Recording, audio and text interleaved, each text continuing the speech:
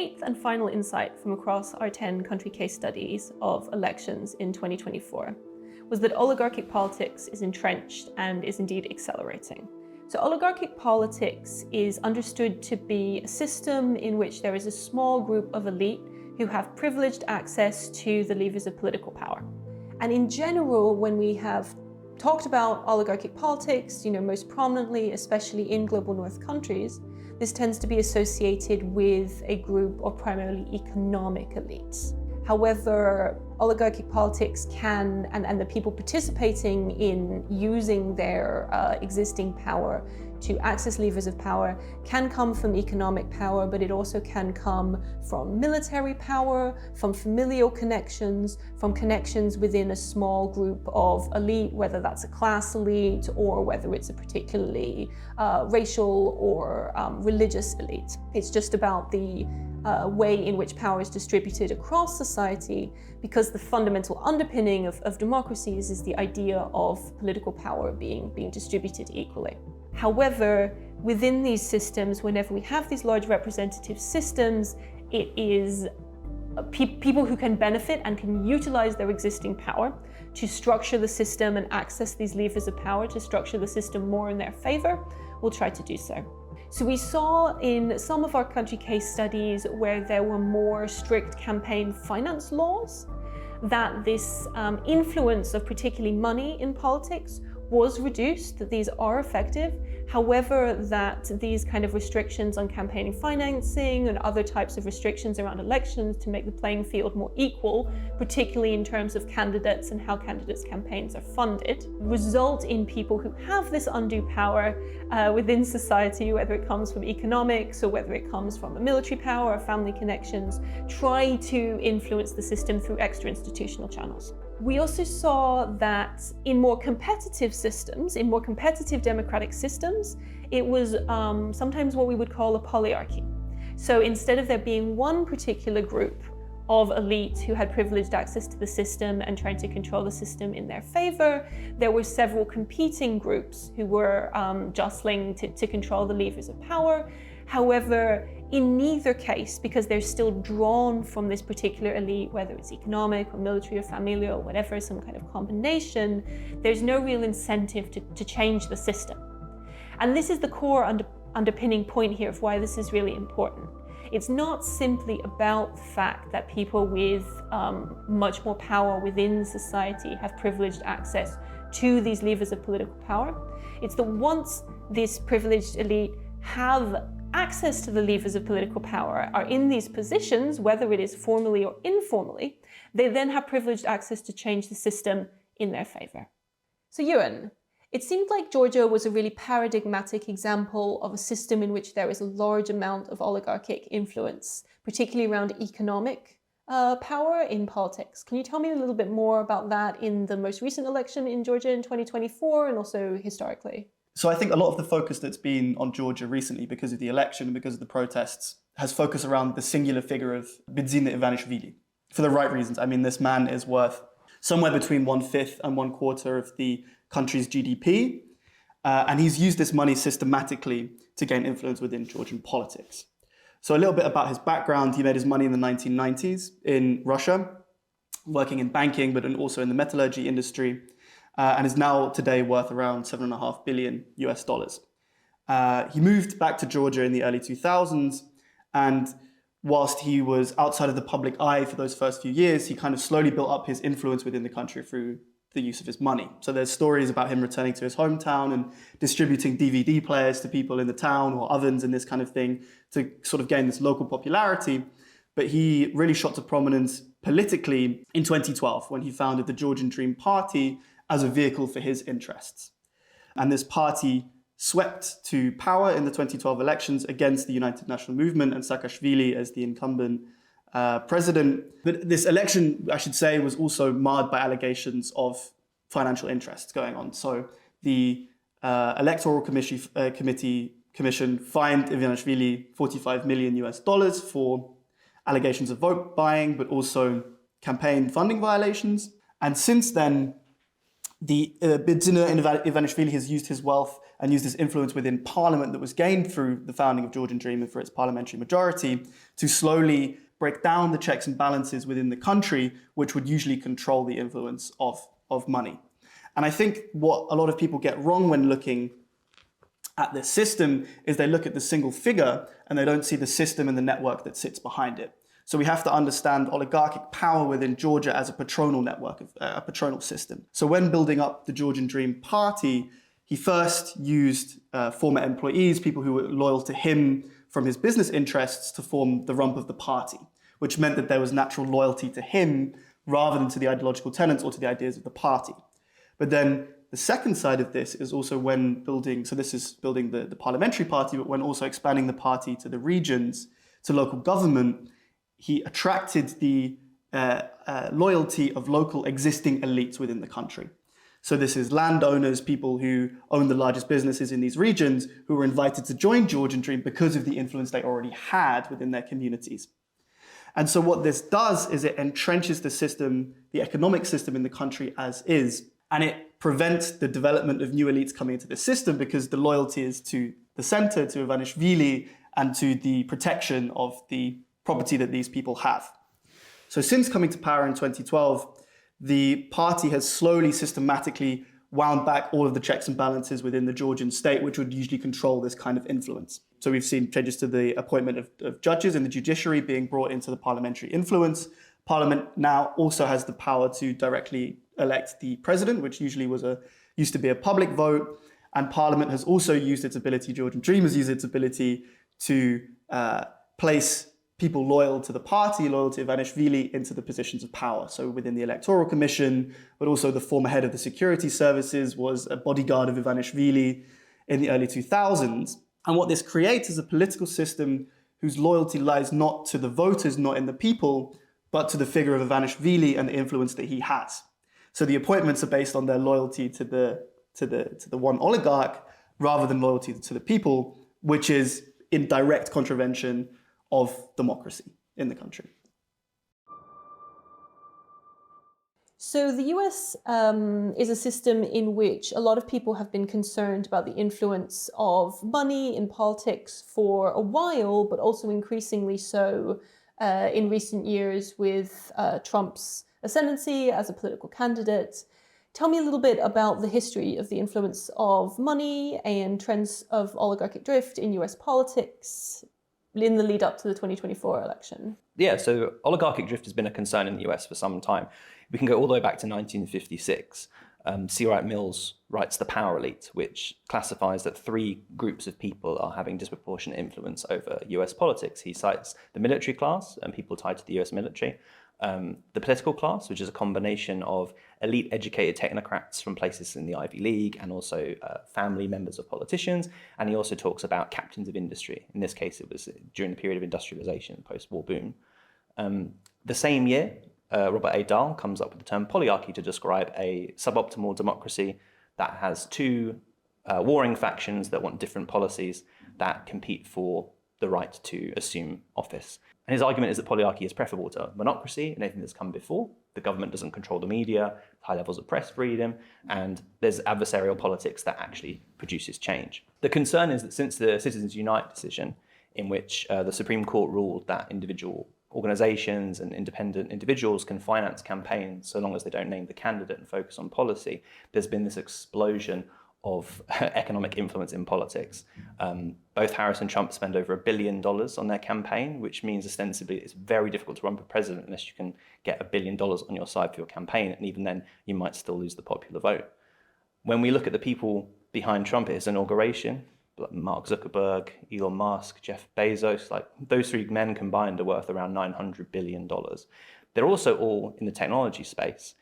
If we go back to what C. Wright Mills said all the way in 1956, he talks about three groups of people: the military, politics, and captains of industry. But in these figures, we see captains of industry that are getting military contracts, that are quite influential on that kind of side of things, and are also financing politicians indirectly.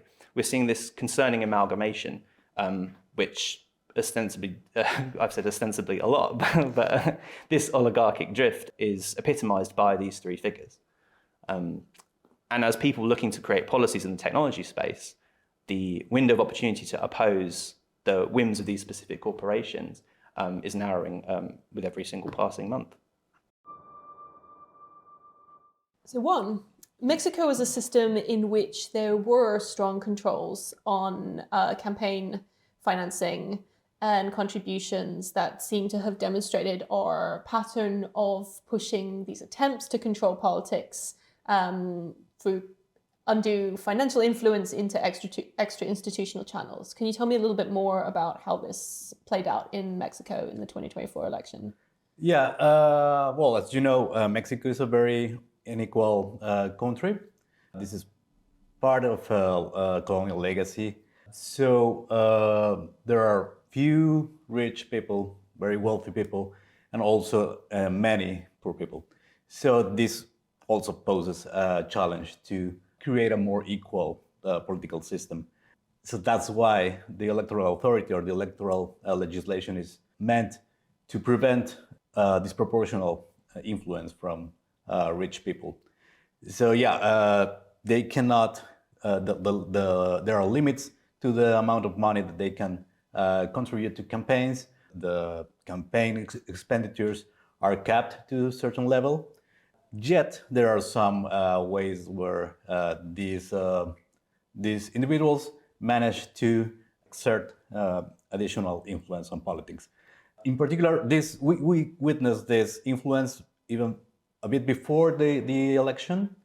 First, there was this case of a wealthy TV network owner, which after being signaled as or accused of tax evasion, he launched an open campaign against then President López Obrador using his channel and also his social media accounts.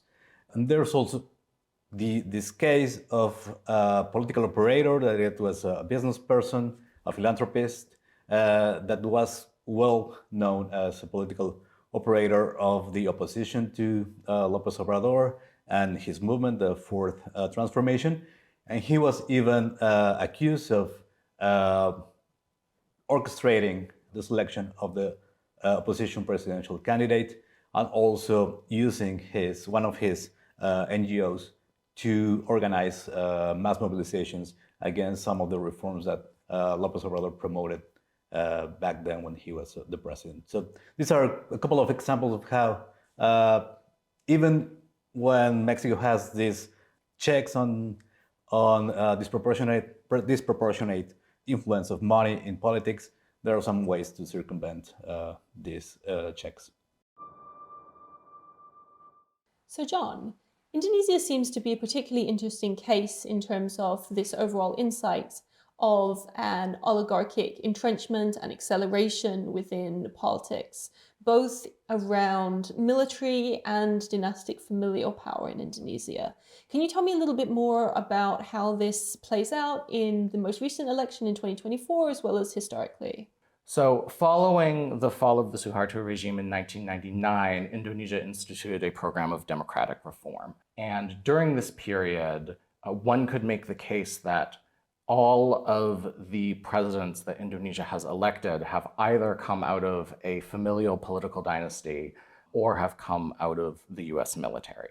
In recent years, the view was that Indonesia was making progress on this issue. In 2014, they elected Joko Widodo, who was then re-elected in 2019. He significantly owed his political career to an electoral reform in 2005 that allowed for direct elections at the local level.